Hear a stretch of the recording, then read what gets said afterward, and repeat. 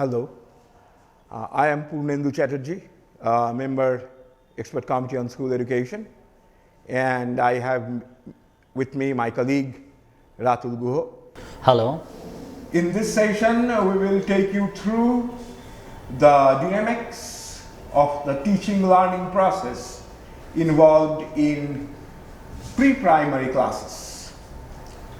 Now, pre-primary classes, and that is where it becomes so very important. Pre-primary is at the starting point of the school education ladder. And since it is at the starting point, needless to say that it should be given a very high degree of importance, because if the base wobbles, if pre-primary is weak, the superstructure is definitely going to be weak.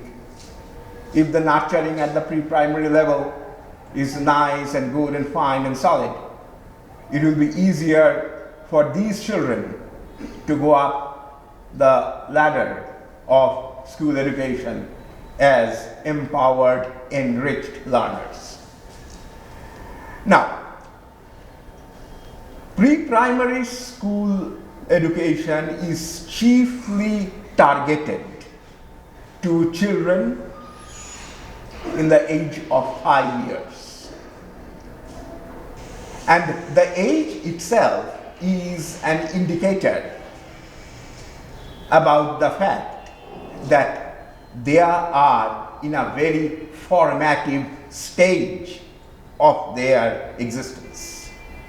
Their cognitive faculties are growing, so are their affective and psychomotor domains, and along with that there is the socio-emotional intelligence area, and all these are in a very, very formative stage.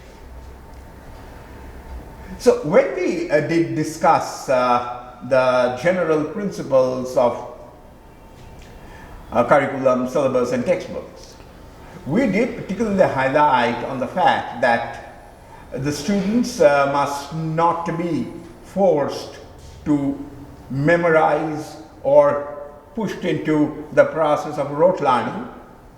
Rather, they should be encouraged to explore and understand the different and achieve the different learning outcomes. This begins from the pre-primary stage.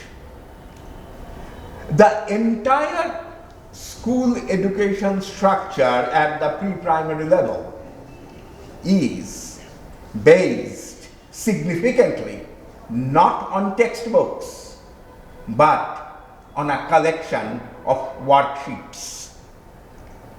Worksheets that really do not focus upon academic knowledge, but rather worksheets that are targeted to build up the learning preparedness of students. These 5-year-old children, they will be stepping into the domain of the classroom for the very first time in their lives. And if at that crucial juncture they are bombarded with academic knowledge, the possibility is high that they would lose interest and first become psychological dropouts and then become physical dropouts. Therefore, the pre-primary stage of school education is the most sensitive area and is to be dealt with utmost care. And in order to do so, the expert committee on school education, of course ratified by the relevant academic authority, has prepared a teacher's handbook called Bihan. That Bihan, in fact, is a guide to the teachers about how to negotiate the pre-primary classes. Of course, there are two other books of pre-primary. One is the Kutum Katam and another is Mojad. And all all these books, I mean, Bihan from the teacher's point of view, Kutum Katam and Majaru from the student's point of view, all these have a common center, and the center is to make learning more activity based.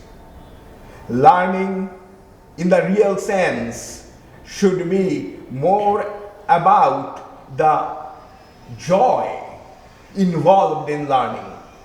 It is this joy that creates the learning preparedness of students. Students at the pre-primary level, if they find that learning something is joyful, learning something is pleasurable, the eagerness to learn more develops.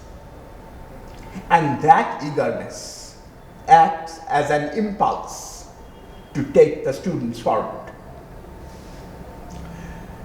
So therefore, the entire structure of the pre-primary classrooms, I mean the educational structure of the pre-primary classroom, is based on the simple fact that students will be involved in different sort of activities so that their propensities in different areas, cognitive, affective, psychomotor, social, emotional, all these, and you can see the figure on the slide as well, all that, that circle which really integrates all these propensities of the students, all these faculties of the students, they are to be developed in the most pleasurable manner, in the most joyful manner.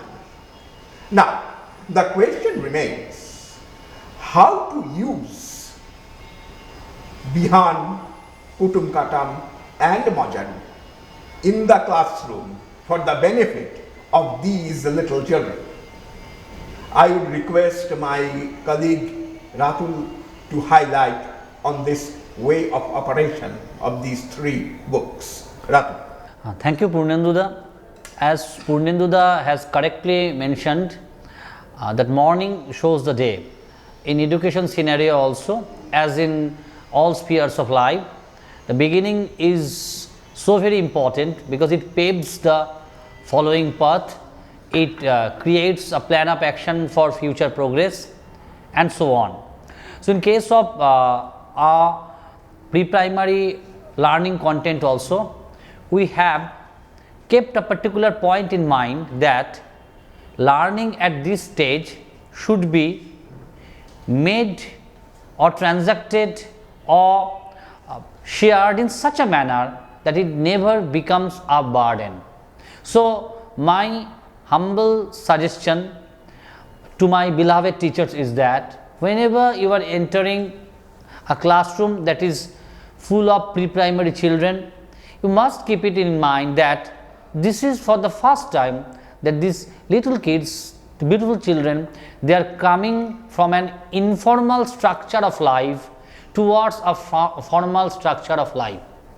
They have been with their mother, father, uncles, aunts, and the grandma, grandpapa, and friends, neighborhood people, just an informal structure.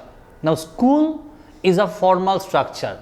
Now, this transition from informal structure to formal structure should be so smooth, so friendly that coming to a formal structure doesn't load the children with a burden called learning. Let that process of transition so smooth that children themselves feel like coming to school. Children themselves think that I can't be absent even a single day. So, that should be the frame of mind to be gifted to the children through the transaction, through the positive friendly transaction from the end of the teacher. So, that is my first thumb rule. I would like to share that in a pre-primary classroom, the teacher should be flexible, friendly, and having all positive attitude, so that the children are in a smooth transition from an informal to a formal structure. That is the first thumb rule.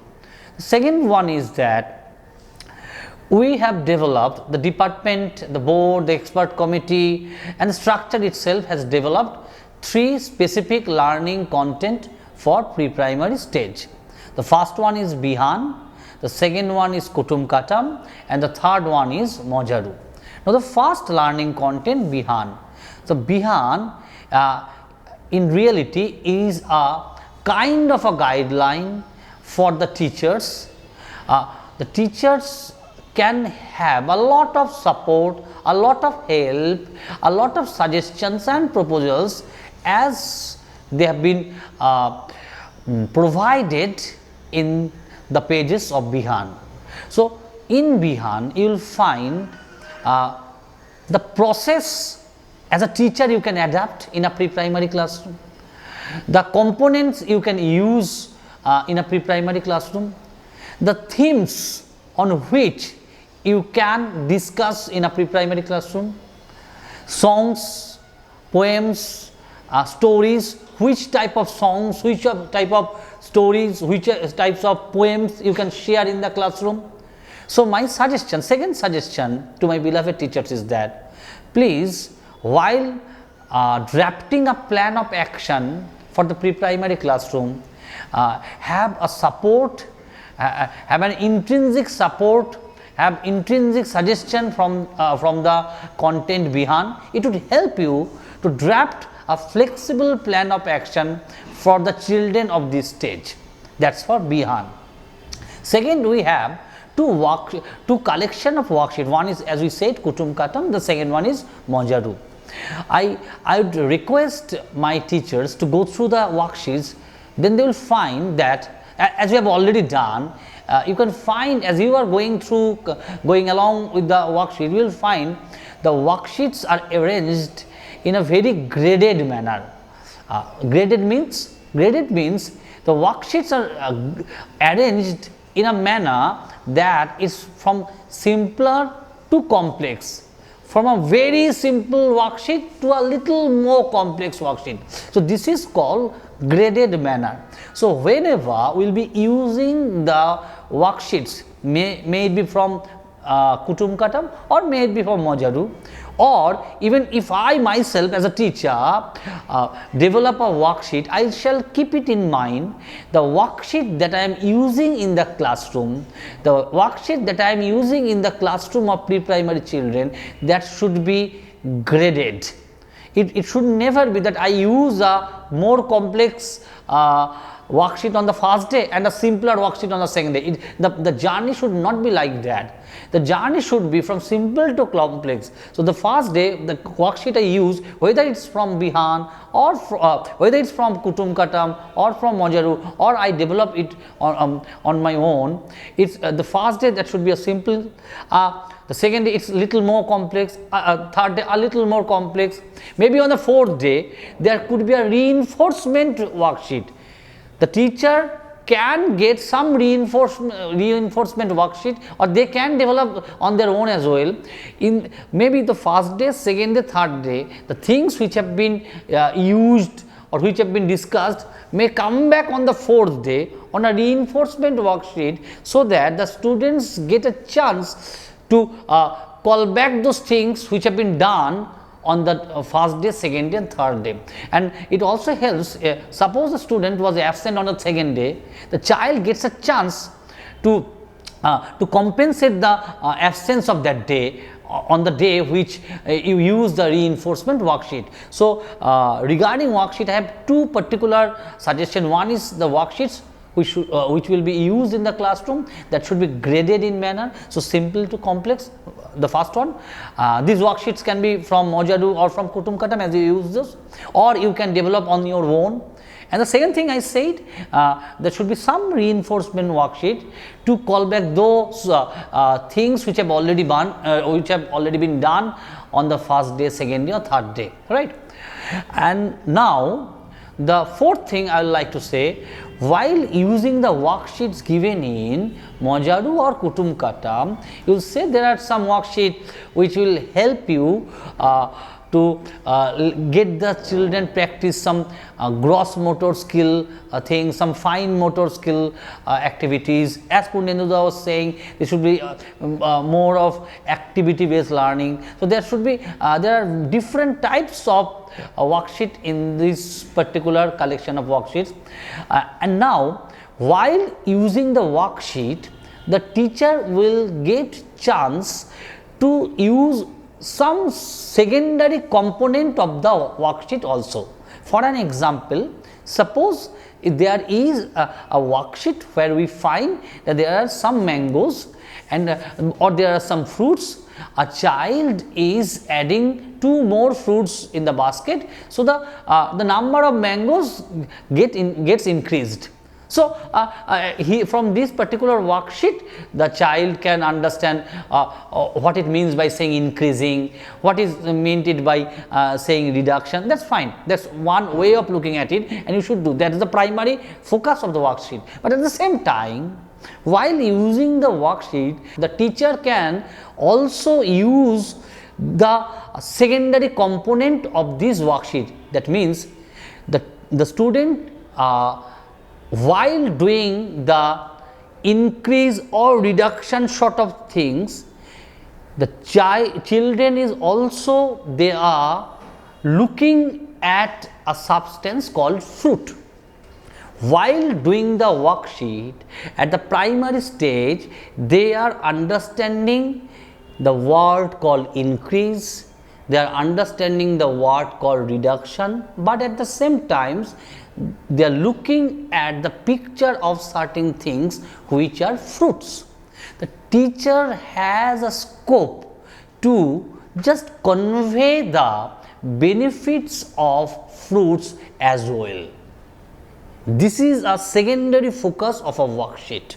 Maybe the worksheet is based upon the point increase and reduction, but at the same time, the worksheet gives me the provision to communicate or share the benefit of a fruit. So it is a secondary level usage of the worksheet. At the same time, the teachers may also share or communicate the color of the fruit.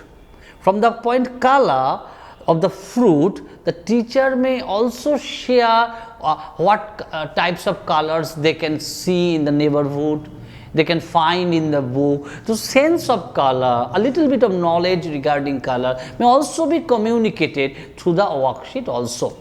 So my humble point, my humble suggestion to my beloved teachers is that while using the worksheets, as you find in Kutum Katam or in Mojaru, please use the primary focus of the worksheets. That's very nice.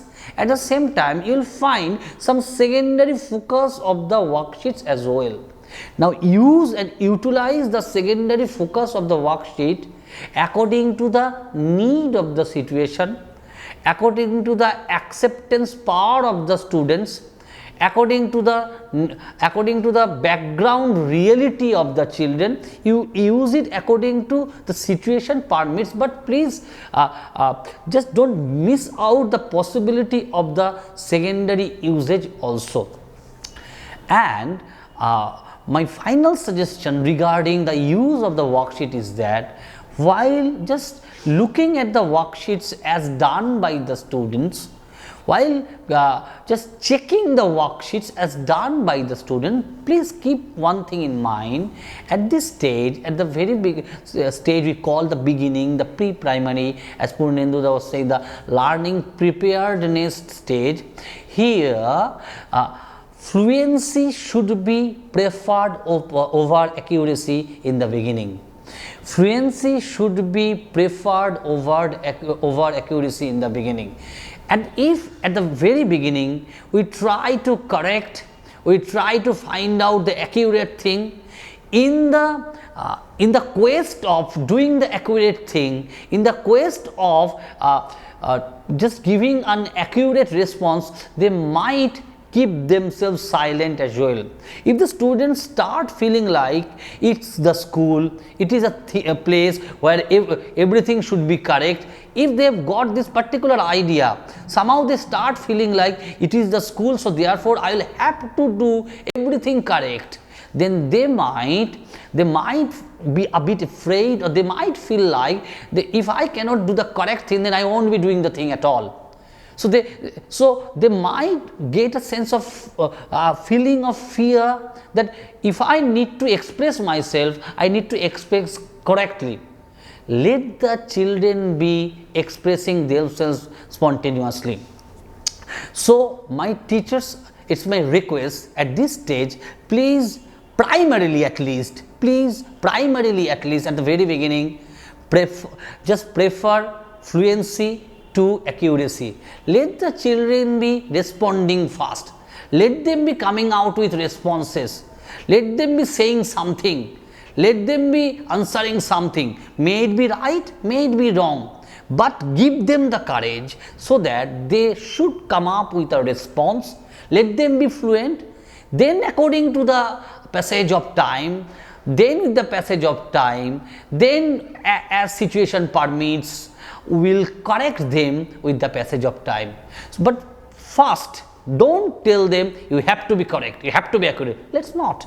Then they won't be coming out at all. Let them be responding fast. Then as a teacher, we will be just trimming their responses. They will be correcting their responses with the passage of time, not at the very beginning, so that the students feel like they can have the confidence, I can give a response.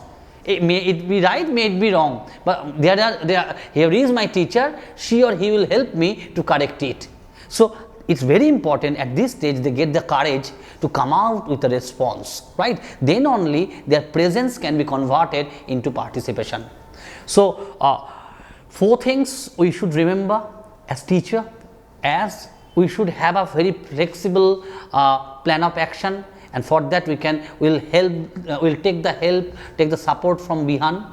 Secondly, we will use the worksheet as given in Kutum Katam or in Mojaru, and will if we feel like we will develop some worksheets on our own based on the regular experience of the children. The worksheets, the motive, the focus of the worksheet, the topic of the worksheet should be at par with the regular experience of the children. Third, the worksheets that are used in the classroom should be graded in manner, that means it's from simple to complex. And fourth, we will be using the worksheets primary focus as well as the secondary focus. Whenever we will get a chance to add something onto the worksheet, we will use that. And fifth, at the very beginning, we will prefer fluency to accuracy. Let them be responding fast, then they will be corrected by the teachers, by ourselves with the passage of time. Thank you. Purnendu. Thank you, Ratul. As we go into the wrap of this session, so it is or rather it is our request to you, dear teachers, that in a pre-primary classroom, always encourage the students to participate in the classroom. And all these worksheets are not strictly limited to the cover to cover of these books, but they are for you to work upon, to innovate and create more beautiful worksheets for your children to grow and have a more strong learning preparedness. For mind you, they are just starting their academic education career. So that's it from our end for this session. Thank you so much. Thank you so much.